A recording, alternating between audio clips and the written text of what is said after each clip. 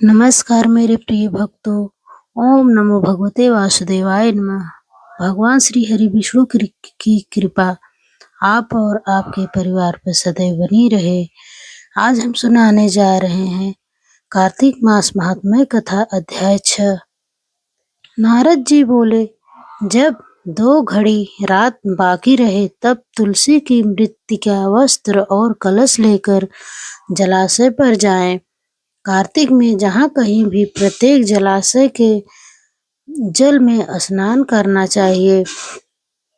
गर्म जल की अपेक्षा ठंडे जल में स्नान करने से 10 गुना पुण्य होता है।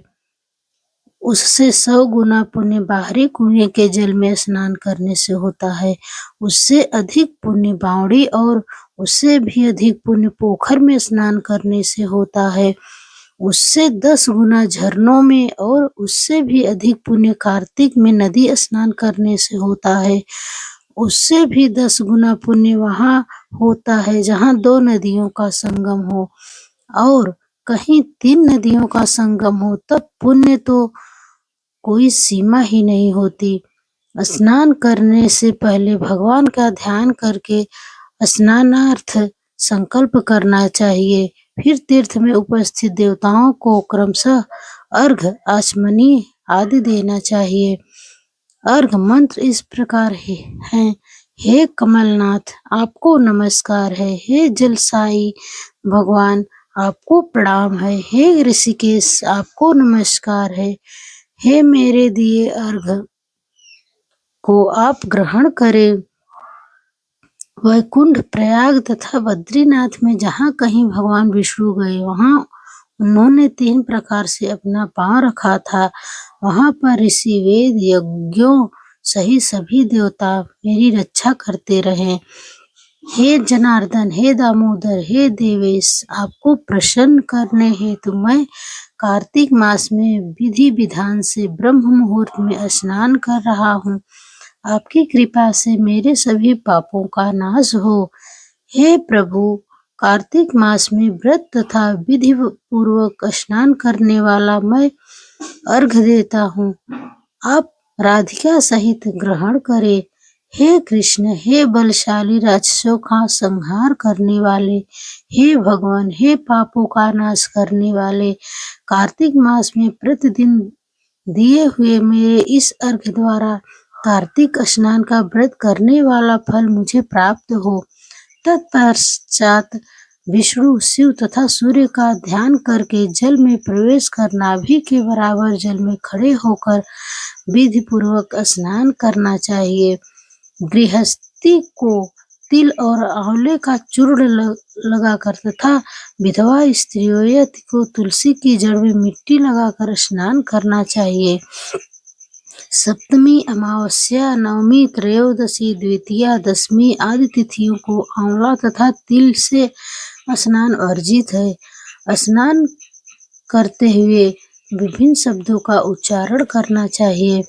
जिस भक्ति भाव से भगवान ने देवताओं के कार्य के लिए 3 प्रकार का रूप धारण किया था, वही पापों का नाश करने वाले भगवान विष्णु अपनी कृपा से मुझे पवित्र बनाए।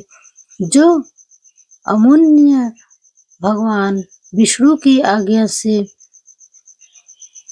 कार्तिक व्रत करता है, उसकी इंद्रादि सभी देवता रक्षा करते हैं, इसलिए वह मुझको पवित्र करे। बीजों, रहस्यों तथा यज्ञों सहित वेदों के मंत्र कश्यप आदि ऋषि, इंद्र आदि देवता मुझे पवित्र करें। अदिति आदि सभी नारियां, यज्ञ, सिद्ध, सर्प और समस्त औषधियां, वह तीनों लोक के पहाड़ मुझे पवित्र करें। इस प्रकार कहकर स्नान करने के बाद मनुष्य को हाथ में पवित्र धारण करके देवता, ऋषि, मनुष्यों तथा पितरों का विधि पूर्वक तर्पण करना चाहिए। तर्पण करते समय तर्पण में जितने तिल रहते हैं उतने वर्ष पर्यंत व्रती के पितृगण स्वर्ग में वास करते हैं। उसके बाद व्रती को जल से निकलकर शुद्ध वस्त्र धारण करने चाहिए। सभी तीर्थों के सारे कार्यों से निवृत्त होकर पुनः भगवान विष्णु का पूजन करना चाहिए। सभी तीर्थों के सारे देवताओं का स्मरण करके भक्ति पूर्वक साधना होकर चंदन, फूल और फलों के साथ भगवान विष्णु को फिर से अर्घ्य देना चाहिए। अर्घ्य के मंत्र का अर्थ करना चाहिए। मैंने पवित्र कार्तिक मास में स्नान किया है। हे विष्णु, राधा के साथ आप मेरे दिए अर्घ्य को ग्रहण करें। तत्पश्चात चंदन, फूल और तांबूल आदि से वेद पाठ ही ब्राह्मणों का श्रद्धा पूर्वक पूजन करें और बारंबार नमस्कार करें।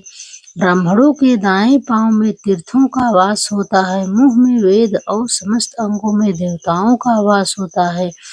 अपने कल्याण की इच्छा रखने वाले मनुष्य को इनका न तो अपमान करना चाहिए और न ही इनका विरोध करना चाहिए। फिर एकाग्रचित होकर भगवान विष्णु की प्रिय तुलसी जी की पूजा करनी चाहिए। उनकी परिक्रमा करके उनको प्रणाम करना चाहिए। हे देवी तुलसी, देवताओं ने ही प्राचीन काल से तुम्हारा निर्माण किया है और ऋषियों ने तुम्हारी पूजा की है। हे विष्णु प्रिय तुलसी, आपको नमस्कार है। आप मेरा समस्त पापों का नष्ट करो। इस प्रकार जो मनुष्य भक्ति पूर्वक कार्तिक का व्रत अनुष्ठान करते हैं, वे संसार के सुखों का भोग करते हुए अंत में मोक्ष को प्राप्त होते हैं।